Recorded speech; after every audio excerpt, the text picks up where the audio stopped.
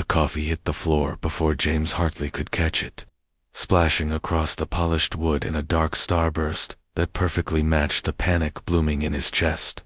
He'd been reaching for his phone and getting his publisher's latest email about the book tour that started in 8 weeks, when his hand had knocked the mug sideways, and now he stood in his kitchen at 6 in the morning, staring at the mess like it was a metaphor for his entire life.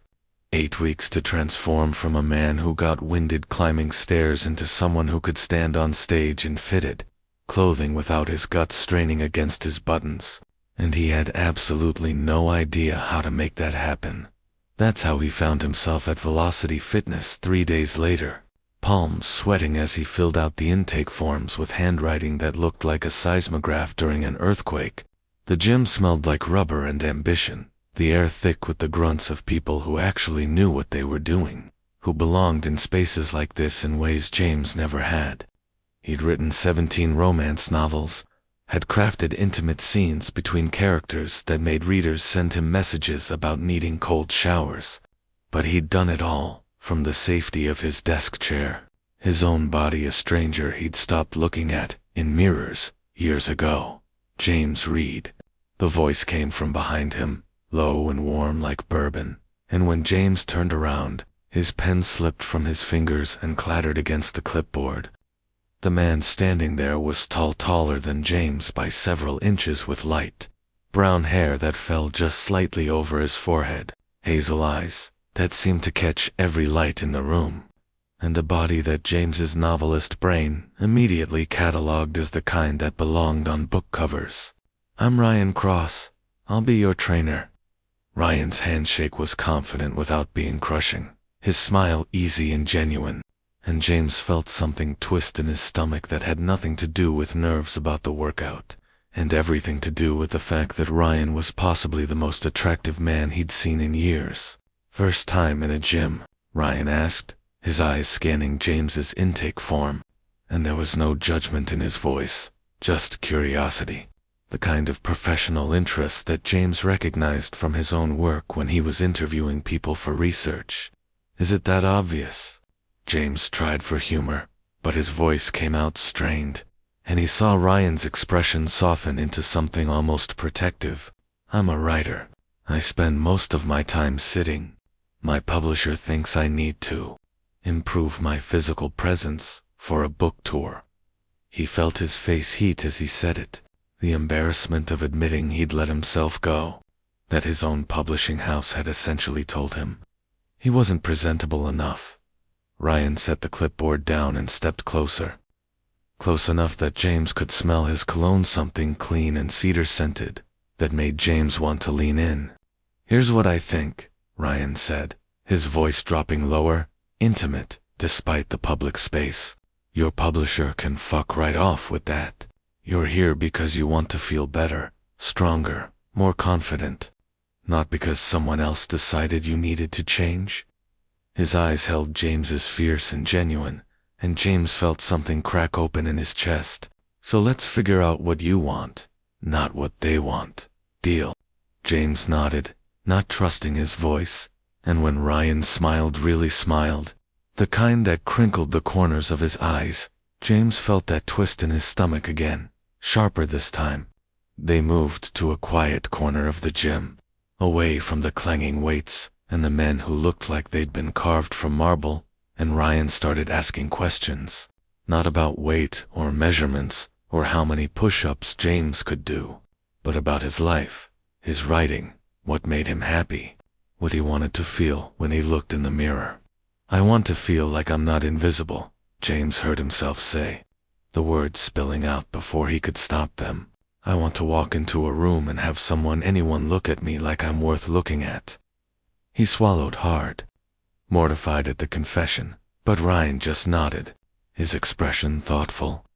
"You're not invisible," Ryan said quietly. "You're just used to people not seeing you the way I do." Before James could ask what that meant, Ryan was moving, grabbing a mat and gesturing for James to sit. "We're going to start slow. Mobility work, bodyweight exercises, building a foundation. Nothing fancy, nothing Instagram-worthy, just getting you comfortable in your own skin. The first session was harder than James expected, and easier than he'd feared. Ryan guided him through movements with hands that were professional, but gentle, adjusting his form with touches that lingered just slightly too long, or maybe that was James's imagination. When Ryan's fingers pressed against James's lower back to correct his plank position, James felt heat spread through him that had nothing to do with the exercise, and he had to bite his lip to keep from making a sound that would have been entirely inappropriate for a gym setting. "Good," Ryan murmured, his breath warm against James's ear, and James's arms nearly gave out. "You're stronger than you think you are." When the session ended, James was sweating and shaking, his muscles screaming, but he felt more alive than he had in months. Ryan walked him to the door, handed him a water bottle, and their fingers brushed in the exchange. "Same time Thursday?" Ryan asked, and James nodded, already counting the hours. That night, James sat at his laptop and stared at the blank page of his new manuscript, the one he was supposed to be writing between training sessions and book tour preparations. His fingers hovered over the keys, and then, almost without conscious thought, he started typing. The character who emerged wasn't like his usual protagonists. This one was a trainer, tall and hazel, with hands that knew exactly how to touch, how to guide, how to make someone feel seen for the first time in years. By Thursday, James had written 10,000 words, all of them charged with a tension he recognized as dangerous. He'd channeled his attraction to Ryan into fiction, had created scenes that were thinly veiled versions of their training sessions, except in his version, when Ryan's hands corrected James's form, they didn't stop at professional. In his version, those touches became caresses, became kisses, became the kind of encounter that made James's face burn as he typed it. Ryan noticed something different about him immediately. "You look good," he said when James arrived, and there was a note in his voice that sounded almost surprised, almost appreciative. Different, more confident, maybe. James ducked his head, thinking about the scenes he'd written, wondering if Ryan could somehow sense that he'd been starring in James's fantasies for the past 72 hours. "Just been writing," James managed, and Ryan's eyes lit up with genuine interest. "What do you write? You mentioned romance novels, but I don't think I caught your last name to look you up." James felt his stomach drop. This was always the moment he dreaded, when people would either get weird about his work or make assumptions about his personal life based on the gender of his characters. Romance. Gay romance, specifically. He watched Ryan's face carefully, waiting for the shift in expression, the subtle pulling back that he'd experienced too many times before. But Ryan just grinned, broad and unashamed. "That's incredible. I love that. My sister reads romance novels constantly. She's probably read yours." "What's your pen name?" "J.M. Reed," James admitted, and watched Ryan's eyebrows shoot up. "Wait, seriously? My sister has like 6 of your books on her shelf. She says your sex scenes are..." Ryan paused, his ears going slightly pink, and James felt a thrill of power run through him. "Well, she says they're really good. Realistic. Emotional." The way Ryan said it, the way his eyes dropped to James's mouth for just a fraction of a second, made James wonder if Ryan had maybe read them too. The workout that day was different. Every touch felt charged with new meaning. Every correction of form felt like a promise.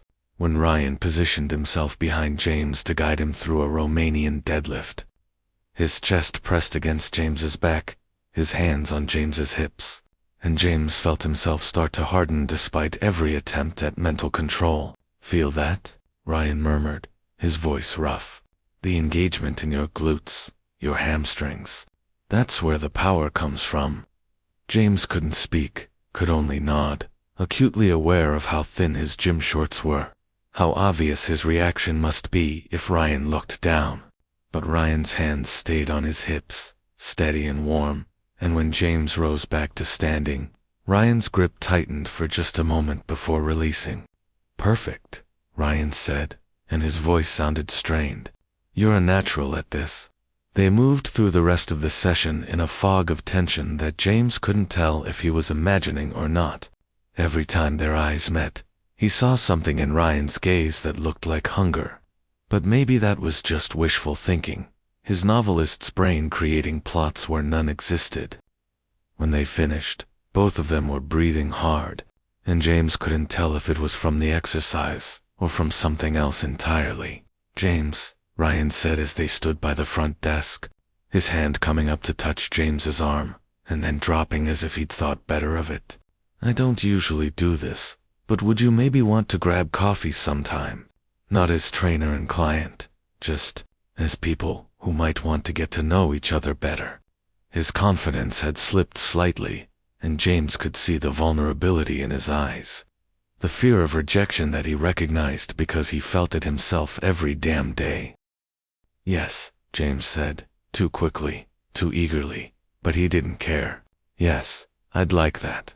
Ryan's smile was blinding, transformative, and James felt his heart do something complicated in his chest. They exchanged numbers, made plans for Saturday morning, and James floated out of the gym on a cloud of endorphins and possibility. That night, he couldn't write. He tried, pulled up his manuscript, read through the scenes he'd written about his trainer character, and realized with a jolt that he'd crossed a line somewhere between fiction and fantasy. He'd written Ryan, barely disguised, into situations that were explicit and intimate, had put words in his mouth and reactions in his body that came entirely from James's imagination. It felt like a violation, like he'd taken something private and made it public. Even if no one would ever connect his fictional character to the real man, he deleted it all. 10,000 words gone, in a moment of panic and shame, the cursor blinking at him accusingly from a blank page. Then he started over, trying to write anything that wasn't Ryan, that wasn't about the way his hands felt, or the way his voice dropped low when he was correcting James's form. But every sentence felt forced. Every character felt like a pale imitation, and by 2 in the morning, he gave up and went to bed with his laptop mocking him from across the room. Saturday arrived with the kind of brilliant sunshine that made everything feel like possibility. James changed his outfit 4 times, settling on jeans that were slightly too tight and a button-down that was casual enough to not look like he was trying too hard, even though he absolutely was. He arrived at the coffee shop 10 minutes early, ordered a black coffee. He didn't want just to have something to do with his hands, and tried not to stare at the door like a teenager waiting for prom. Ryan showed up exactly on time, wearing jeans and a Henley that clung to his chest in ways that made James's mouth go dry. "Hey," he said, his smile soft and genuine.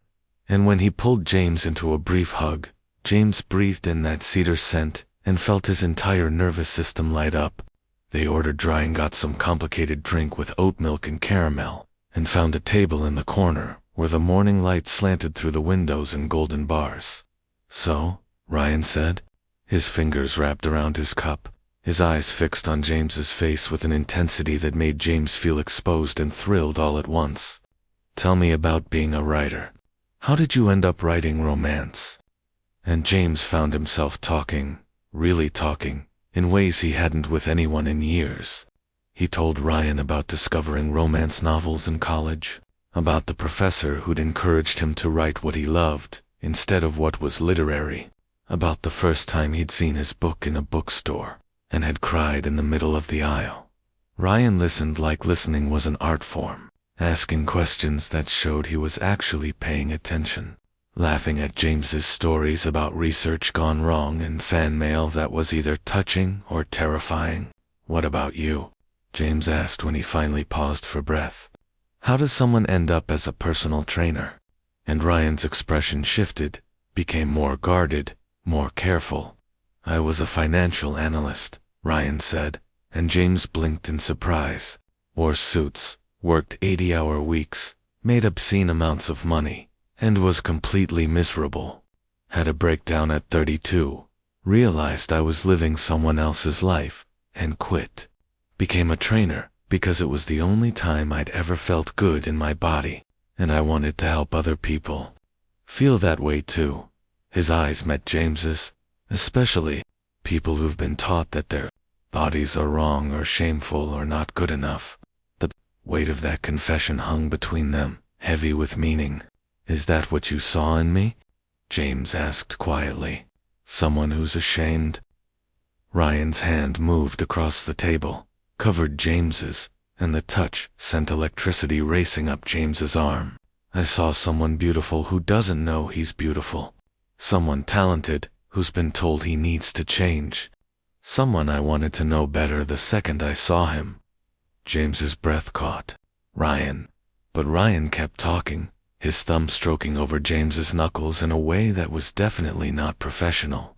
Definitely not platonic. "I know I'm your trainer. I know there's probably rules about this, power dynamics, or whatever, but I can't stop thinking about you, James. Haven't been able to since you walked into my gym looking lost and scared, and like everything I didn't know I was looking for. I write about you," James blurted, and then immediately wanted to sink through the floor and disappear. But Ryan's eyes widened, his grip on James's hand tightening. "What?" James swallowed hard, committed now. "After our first session, I tried to write my next book, and all I could write was you. A trainer who sees the protagonist, really sees him, who touches him like every touch matters, who makes him feel." He trailed off, unable to finish. "How do I make you feel?" Ryan's voice was barely above a whisper, and James could see his pulse jumping in his throat. "Like I'm real," James managed. "Like I exist. Like maybe I could be someone worth wanting." Ryan made a sound low in his throat, and then he was standing, pulling James up with him. And they were leaving the coffee shop. Half-finished drinks, abandoned on the table. They made it to Ryan's car before the first kiss. Ryan pressed James against the passenger door, one hand cupping his jaw, the other braced against the car behind him. And when their mouths met, James felt the world narrow to this Ryan's lips on his, soft and demanding all at once. The scratch of stubble against his skin. The way Ryan tasted like caramel and coffee in want.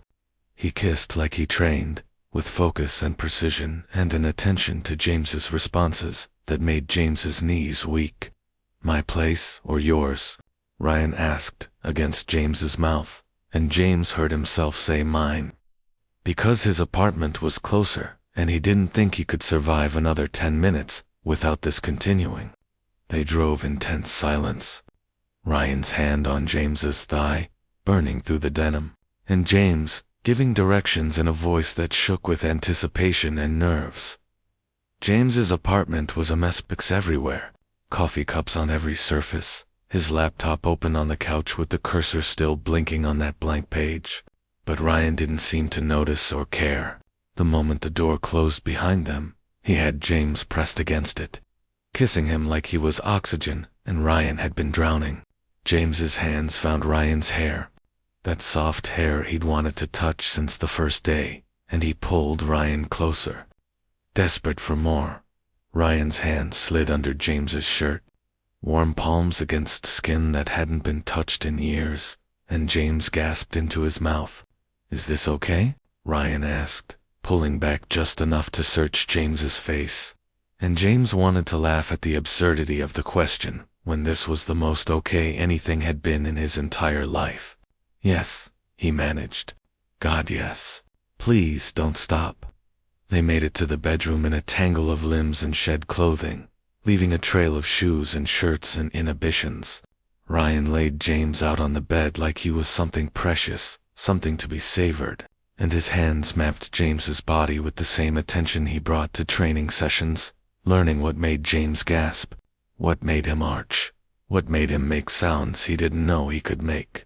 "You're gorgeous," Ryan murmured against James's collarbone, and James wanted to protest, wanted to list all the ways he was soft where he should be hard, round where he should be angular, but Ryan's mouth was trailing lower, and all thoughts of inadequacy evaporated. Later, much later, they lay tangled together in James's sheets, skin cooling in the afternoon air, both of them breathing hard and staring at the ceiling like they couldn't quite believe what had just happened. That was James started, and Ryan turned to face him, a lazy, satisfied smile on his face. Research, he teased, and James laughed, surprised by how easy it felt. If I wrote what we just did, my editor would make me tone it down. She'd say it was too intense, too perfect, too much like a fantasy. Ryan's hand found his, their fingers lacing together. What if I want to be your fantasy? He asked, his voice serious now. What if I want this to be more than just once, more than just something that happened because we couldn't help ourselves? James turned to look at him, at this beautiful man in his bed who seemed genuinely interested in staying there. I have a book tour in 7 weeks, he said carefully. I'll be gone for 3 months, hitting 30 cities. I don't know what this is or what it could be, but I don't want you to wait for someone who's always traveling. Ryan propped himself up on one elbow, his eyes searching James's face. What if I wanted to come with you? Some of the cities at least. James's heart did that complicated thing again. You'd do that? Leave your clients, your gym? Ryan shrugged. I can work remotely. I can find guest training privileges at gyms across the country. And maybe I want to see you on stage, talking about books you wrote. Watch people realize what I already know, that you're brilliant and talented and worth crossing the country for. James felt tears prick his eyes, and he blinked them back, overwhelmed. I don't deserve you, he whispered, and Ryan kissed him softly, sweetly, with none of the urgency from before. Stop deciding what you deserve. Start deciding what you want. And James wanted this, wanted Ryan, wanted to believe that maybe this could be real and lasting and not just research for a book he might never finish. They spent the rest of the weekend in James's apartment, leaving only for food deliveries and one emergency coffee run. They talked about everything: Ryan's failed engagement to a woman before he'd accepted he was gay, James's family who'd stopped speaking to him when he came out, the strange parallel paths that had led them both to this moment. Ryan read parts of James's published books, lying in bed with James tucked against his side, occasionally stopping to say things like, "God, this is hot," or "How did you make a sex scene emotionally devastating?" On Sunday night, as Ryan was getting ready to leave, he paused at the door. "I still want to train you," he said. "I know it might be weird now, but you hired me for a reason, and I want to help you meet your goals. Think we can keep it professional at the gym?" James thought about Ryan's hands on his hips, his breath on James's ear, and nearly laughed. "We can try," he managed, and Ryan grinned, wicked and knowing. Monday's training session was a disaster, in the best possible way. Every touch was charged with memory, every correction of form a reminder of how Ryan's hands had touched him in his bedroom. James couldn't focus, kept catching Ryan's eye, and seeing his own desire reflected back, and by the end of the hour, they were both tense with frustration. "This isn't working," Ryan said finally, and James's stomach dropped, thinking he meant the relationship. But Ryan just pulled him close and whispered, "My place after this, because I can't make it another day without touching you properly." They fell into a pattern over the next few weeks that felt like choreography. Training sessions in the morning where they maintained plausible deniability, where Ryan was professional and James was focused, even though they both knew what would happen after. Evenings at one of their apartments, cooking dinner together and falling into bed before they'd finished eating, learning each other's bodies with the kind of attention that made James understand why people wrote poetry about physical intimacy. James's body was changing, but not in the way his publisher had demanded. He was getting stronger, yes, his shoulders broader and his core more stable. But more than that, he was getting more confident. He started making eye contact with people at the grocery store, started sitting up straighter at his laptop, started believing Ryan when he said James was beautiful. And his writing changed too, became more honest, more raw. more willing to show vulnerability alongside the heat. He finished his manuscript 3 weeks before the tour started, sent it to his editor with a note that said it was the best thing he'd ever written, and also he was terrified she'd hate it. She called him 2 days later, and he answered the phone with his heart in his throat. "James," she said, her voice awed, "what the hell happened to you? This book is incredible. It's like you finally wrote what you've been holding back.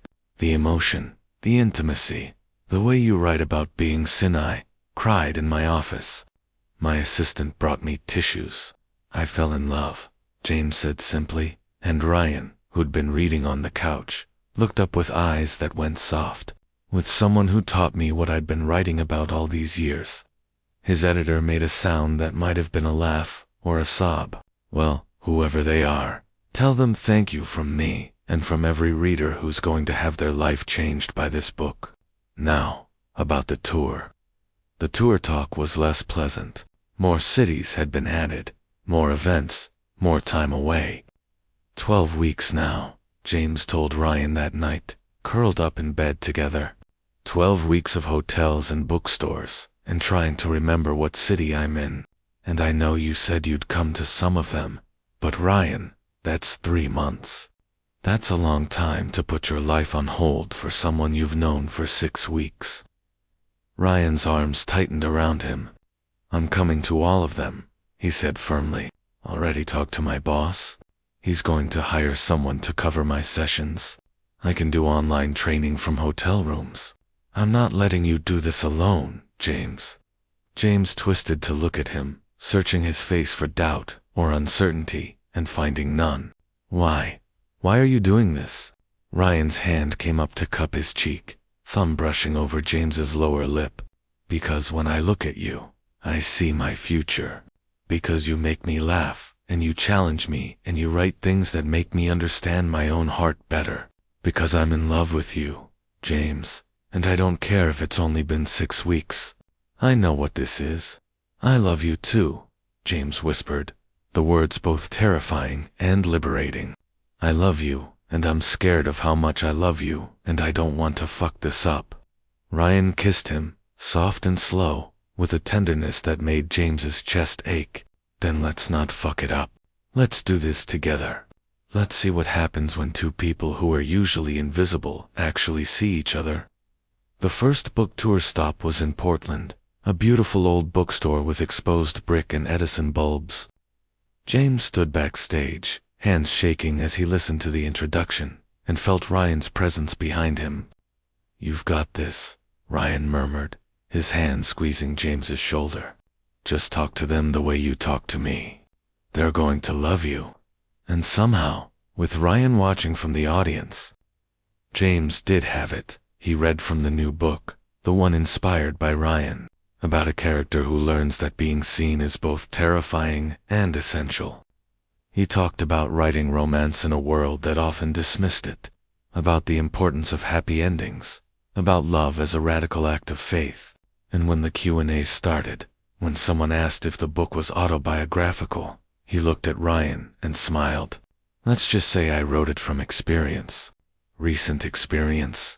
The signing line was long, readers clutching books and asking for selfies, telling him stories about how his words had helped them through breakups or coming out or just lonely Tuesday nights. And through it all, Ryan waited, patient and proud, occasionally bringing James water or a coffee, his presence a steady anchor in the chaos. "You were amazing," Ryan said when it was finally over, pulling James into a hug that James sank into gratefully. "I watched people's faces when you read. You changed their lives tonight." They celebrated in their hotel room, ordering room service that went cold, while they celebrated in more intimate ways. "I could get used to this," James said later, his head on Ryan's chest, listening to his heartbeat. "Tour stopped during the day. You, at night. It's like having my cake and eating it too." Ryan's laugh rumbled through his chest. "Just wait until we get to the 3rd week and you're sick of looking at me. Sick of hotel rooms and airplane food and book signings that blend together." But the 3rd week came, and James wasn't sick of it. Neither was the 6th week, or the 9th. They developed routines, morning workouts in whatever gym Ryan could find guest privileges at, afternoons exploring whatever city they were in, evenings at bookstores, where James read and signed and Ryan watched with eyes full of love that made James stumble over words sometimes. They had their first fight in Denver, about something stupid like whether to eat at the restaurant by the hotel or venture into the city, and made up against the shower wall in a way that left them both weak-kneed and laughing. In Chicago, a journalist asked James if he had a partner, and he looked at Ryan and said yes, without hesitation. "He's my trainer, actually, and my boyfriend, and my muse." The journalist's eyes lit up, scenting a story. "Your muse? So the books are based on him?" And James thought about protecting his privacy, about maintaining professional boundaries, and then decided to hell with it. The new one is, "He taught me what I'd been writing about all these years, what it means to be truly seen by someone, what it means to be loved for exactly who you are." The article came out the next day, went viral in the romance community, and James's publicist called him in a panic. "James, you need to do damage control. This is your private life. You can't just..." But James cut her off. "I'm not doing damage control. This is my life. Ryan is my life, and I'm not hiding that for anyone." He hung up and found Ryan watching him with an expression that was soft and fierce all at once. "Thank you," Ryan said quietly, "for choosing me, for choosing us." By week 10, James was exhausted in his bones, but also happier than he'd ever been. The book was selling better than any of his previous titles. His editor was already talking about a sequel, and he had Ryan constant, steady, loving Ryan who worked out beside him and held him when he was tired and made him laugh when he was stressed. "2 more weeks," James said one night in Seattle, watching the city lights from their hotel window, "then home, then figuring out what real life looks like when we're not in tour mode." Ryan came up behind him, wrapped his arms around James's waist, and rested his chin on his shoulder. "I was thinking," he said carefully, "maybe we don't go back to 2 separate apartments. Maybe we find a place that's ours, if you want that, if it's not too fast." James turned in his arms, studied Ryan's face, saw the vulnerability there alongside the hope. "I want that," he said. "I want to wake up with you every morning. I want a place that's ours. I want everything with you, Ryan." The last stop was in San Francisco, at a massive bookstore that had been James's dream venue since before he was published. The event was sold out, standing room only, and as James walked on stage, he saw Ryan in the front row and felt his anxiety ease. He read the final chapter of the book, the one where the characters finally admit they're in love and decide to build a life together, and when he finished, the applause was deafening. "This book," he said into the microphone when the noise died down, "is a love letter. To my readers, yes, but also to the man who showed me what love actually feels like, Ryan." Wherever you bet, Ryan was already standing, was already making his way to the stage, and the crowd went wild. Ryan climbed onto the stage, cupped James's face in his hands right there in front of 500 people, and every phone camera pointed their direction, and kissed him like they were the only 2 people in the world. "I love you," Ryan said against his mouth. "I love you, and I'm proud of you, and I can't wait to start our life together." James kissed him back, heard the crowd cheering, and thought about all the years he'd spent writing about this feeling without understanding it. Now he knew. Now he had it. Now he was living the kind of happy ending he'd only ever given to characters on a page. 3 months later, they were moved into an apartment with floor-to-ceiling windows and enough space for James's books and Ryan's weights. James wrote in the mornings while Ryan trained clients via video call, and they met for lunch in the kitchen that was slowly becoming filled with both their things. In the afternoons, Ryan would take James through workouts that were still charged with attraction, but now also familiar, comfortable. "There's deeper into the squat," Ryan would say, his hands on James's hips. and James would grin and do exactly what he was told, because he trusted Ryan with his body in all the ways that mattered. His second book in the series came out a year after they met, and the dedication page read, "For Ryan, who taught me to be seen." At the launch party, surrounded by readers and industry people, and his editor who was already asking about book 3, James found Ryan's hand and squeezed it. "Thank you," he said quietly, and Ryan raised an eyebrow. "For what?" James gestured at the room, at the books, at the life they'd built. "For all of this. For seeing me when I was invisible. For loving me when I didn't think I was lovable. For being my muse and my partner and my home." Ryan pulled him close, kissed his temple, and James felt the rightness of it settle into his bones. "You were never invisible, James. You were just waiting for the right person to look." And standing there in a room full of people celebrating words James had written about love, he understood that Ryan was right. He'd spent his whole life writing about being seen, about finding the person who understood you completely, about love that transformed you into the best version of yourself. He'd just needed to meet Ryan to understand that those stories weren't fiction at all. They were prophecy. They were hope. They were a promise that he'd finally made real. 2 years later, James stood in the same Portland bookstore where the tour had started, reading from his 4th book. Ryan sat in the audience, a simple band now on his left hand that matched the one on James's. And when James read the dedication for my husband, my trainer, my muse, my everything, their eyes met across the room.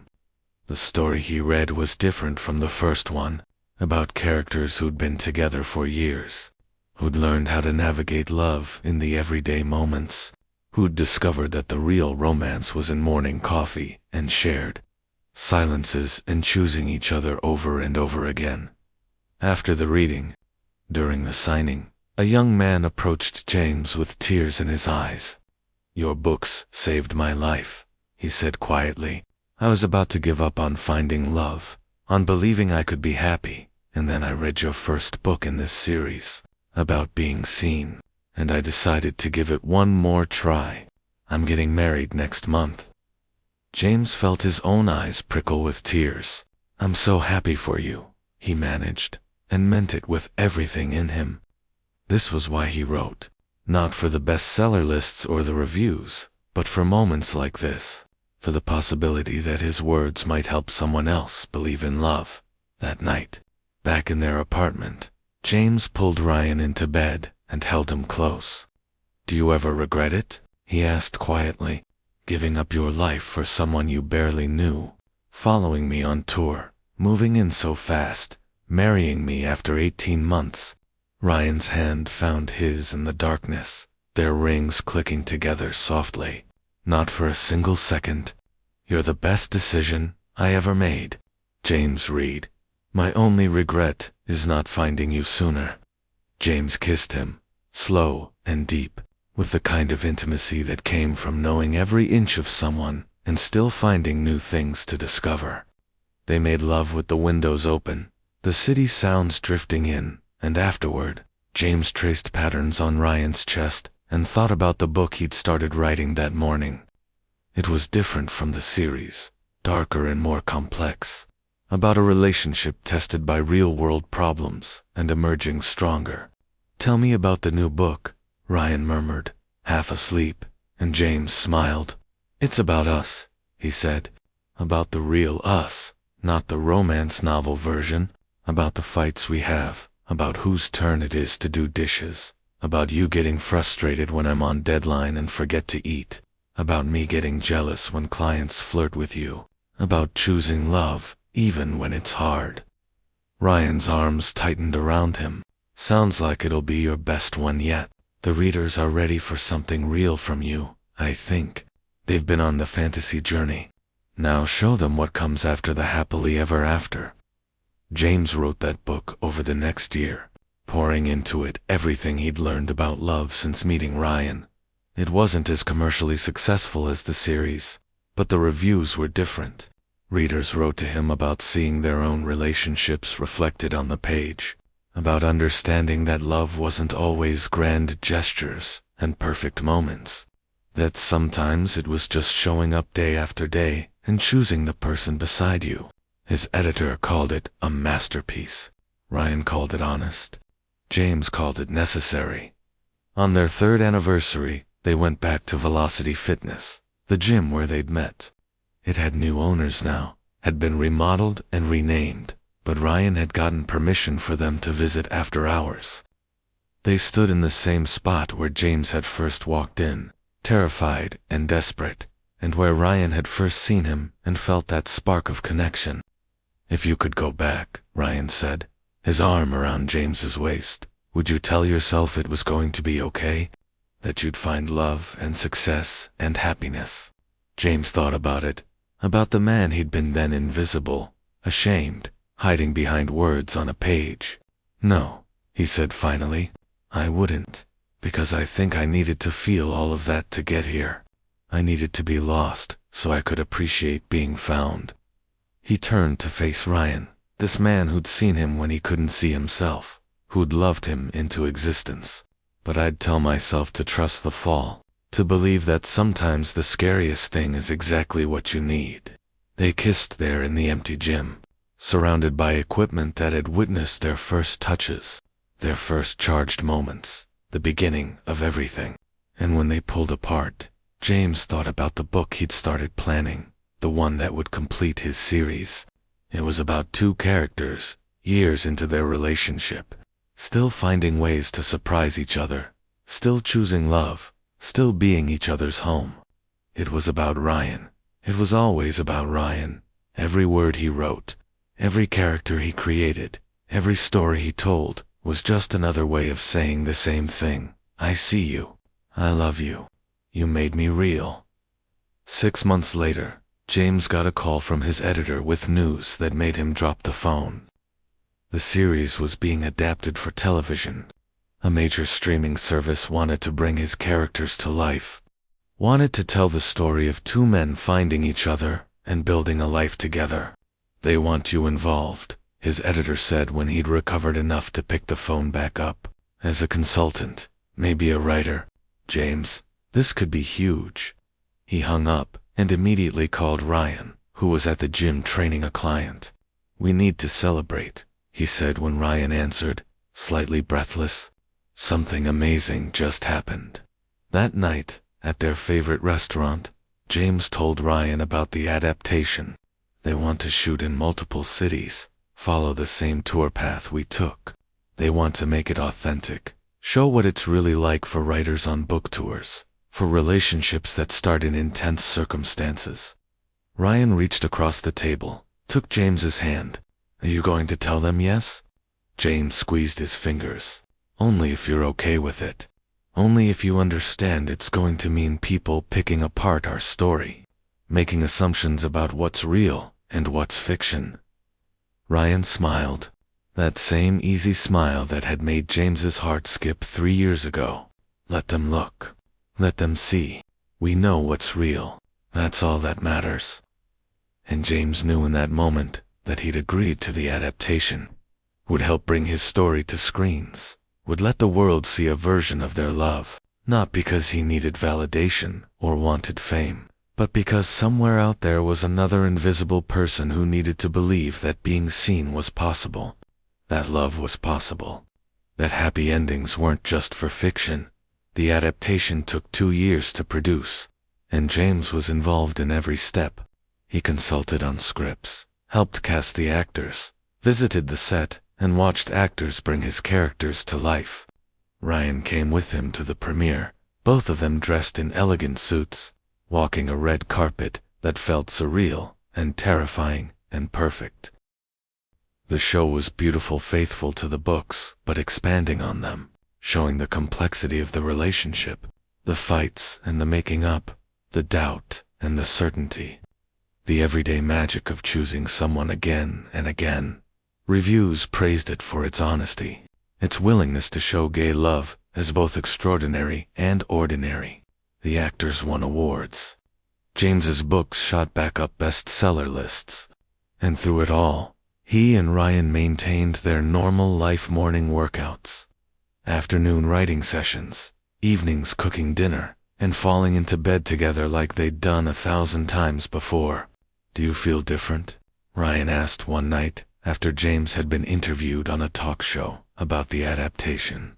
"Now that you're officially famous and everyone knows our story." James thought about it, really thought about it. "No," he said finally. "I feel exactly the same. Because fame is just noise, Ryan. The only thing that matters is this you and me in this bed, in this life we built. Everything else is just bonus." Ryan pulled him close, kissed him with the kind of passion that still made James's breath catch, even after 3 years together. "Good answer," he murmured against James's lips. "Because I didn't fall in love with a famous writer. I fell in love with a man who walked into my gym looking terrified and became the bravest person I know." 5 years after they met, James published his 10th book. It wasn't part of the series, wasn't about characters who resembled him and Ryan. It was something new, an exploration of found family and chosen love, about building community in a world that often felt hostile. The dedication page read, "For Ryan, who taught me that being seen is just the beginning. The real work is in staying visible, in showing up, in choosing love, even when it's terrifying. Thank you for choosing me. Thank you for being home." At the launch party, he read the first chapter to a room full of people who'd been following his career since the beginning, who'd watched him transform from an invisible writer into someone confident and loved. Ryan stood in the back, as he always did, watching with pride and love that made James stumble over words sometimes. And when James finished reading, when the applause died down, Ryan caught his eye and mouthed 3 words, "I see you." James smiled, mouthed them back, and understood that this being seen, this being loved, this being chosen, was the real story. Everything else was just the telling of it. The books, the show, the interviews and events and recognition, they were all just different ways of expressing the same fundamental truth, that love, real love, transforms you. That being seen by someone who truly understands you is the most powerful magic in the world. That happy endings are real, if you're brave enough to reach for them. And as he signed books later that night, as readers told him their own stories of being found and loved and seen, James thought about the man he'd been 5 years ago. Invisible, ashamed, hiding. That man would never have believed he could have this life, this career, this love, this happiness. But that man had walked into a gym and met someone who saw him anyway, who loved him into visibility, who chose him every single day. And that, James thought, as he caught Ryan's eye across the room, was the real love story. The rest was just research.